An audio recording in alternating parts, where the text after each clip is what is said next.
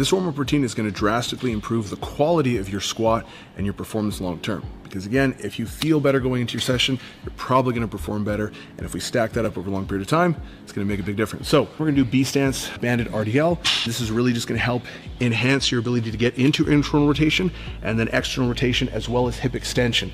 So this is helping prime the movements that we're going to be doing on that day. Lastly, we're going to do a single leg hip thrust with a contralateral load and a band around our hips. So I'll explain a little bit more about what we're doing, but essentially we want to get into an anti-rotation moment while we're getting into hip extension. So this is going to help stabilize the pelvis through hip flexion and hip extension, which is super important when we're going into our squat. So this one's really good for actually driving us into a loaded hip internal rotation position and then getting into external rotation plus hip extension. So again, very effective for translating this into the squat. So you're just going to grab onto a band, come out to the side. Want to be about, perpendicular to where we're facing. So if I'm facing this way, I want the band to be about perpendicular here. I'm going to adopt a B stance. So I've got a slight split stance. Now, some people might stand a little bit wider here. Doesn't necessarily matter. Personally, I find this place a little bit more comfortable because it allows me to get into the greatest degree of internal rotation. Now, one mistake people often make when they're doing this is they focus on rotating their upper body, but their hips don't really move. This is not about upper body or trunk rotation. This is about hip internal rotation. So I want to try and drive this hip towards this knee.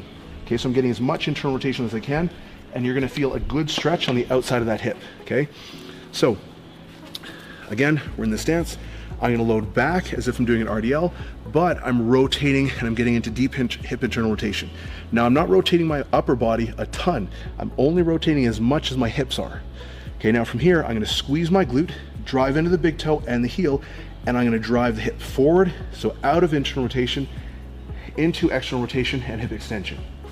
You're going to slowly come back in, again, controlling the movement, getting a good pull, and if you need more tension, you just take a step away, okay?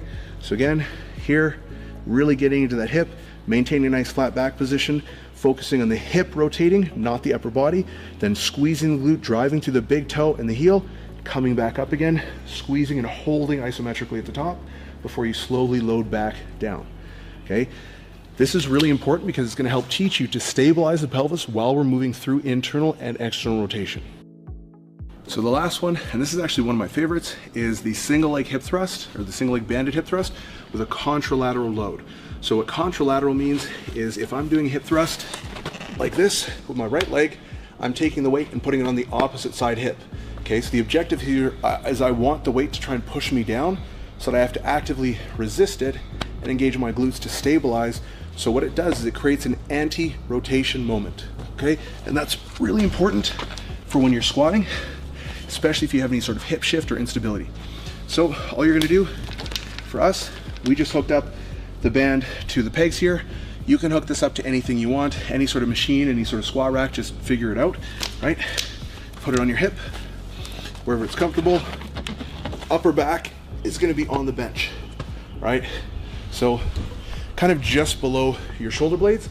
That's for me where it feels the most comfortable. Now again, we wanna be really cautious about our pelvic and rib cage orientation. A lot of the times when people do these, they come up and the rib cage flares and they extend to their back. So their erectors get a crazy pump, their quads get a pump, but they don't really feel anything in their glutes.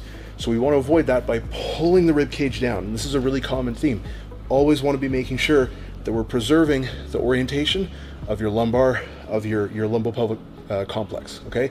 So we're going to adopt a single leg stance.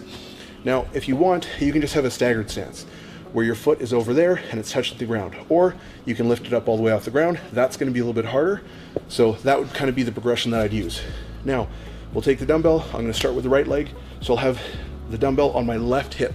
So again, it's trying to pull me down. I got to stabilize by forcing it here. So I'm going to pull my rib cage down, come all the way down nice and slow, squeeze my glute, drive the hip up. So you can see I'm not getting into full hip extension exactly, because for me, I struggle with that. So if I go any higher, I do this. So I'm going to prioritize the range of motion that I can really do effectively, which might not be 100% of the range of motion, but over time, eventually I'll slowly increase that capacity. So again, I'm going down, making sure that my pelvis and everything is staying nice and neutral, pointed forward, coming back up, squeezing the top briefly, coming back down, okay? And we're just gonna go through for 10 to 12 reps, holding at the top isometrically, controlling the eccentric on the way down, and then swapping sides. Now you might find that when you do this, you're actually going to feel the muscles slightly differently from side to side. If you do, that's actually pretty common, because most people have one hip that's a little stronger than the other. Maybe their medial hamstring is a little bit stronger than the medial hamstring on the other side. So you might feel it a little bit differently, totally fine. That's kind of what we're trying to do, is we're trying to address some of those imbalances so we can get everything primed to work really effectively in the squat so you're stable and you can perform just better.